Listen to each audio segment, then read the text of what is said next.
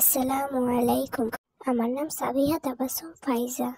আমি নানুর বাসায় থাকি। গ্রীষ্মের ছুটিতে স্কুল বন্ধ দিছে, তাই দাদুর বাসায় বেড়াতে গিয়েছিলাম।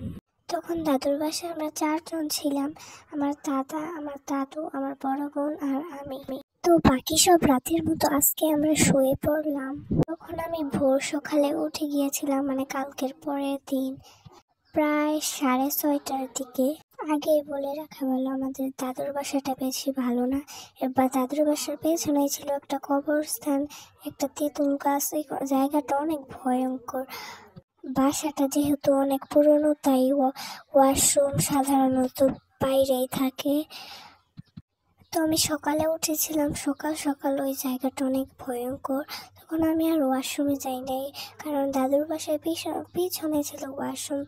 আর তোমরা তো আগে থেকে জন্য দাদুর বাসার পেছনে একটা কবরস্থান, তেঁতুল গাছ। তো আমি আমার মতো করে আমি যাই নাই, কারণ ওইখানে অনেক ভয়ঙ্কর। আর আমি ছোট মানুষ, তারপর সকালবেলা তো কেউ থাকার কথা না, কেউ আসছিল না। আমি এখানে বসলাম, তারপর দেখি একটা সাদা সাদা মানুষের মতো অবয়ব উড়াল দিছে আর কি।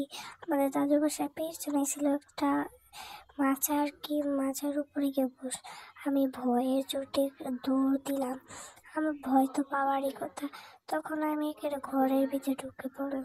তো এই কথা সবাইকে আমি বললাম, সবাই বললো এটা মানুষ না। আর যদি সকালবেলা এভাবে না উঠি, একা একা যাই, যদি উঠিও তারপর যাতে কাউকে ডাক দিই। এটা ছিল আমার জীবনের মানে একটা কথা, সত্য কথা এটা।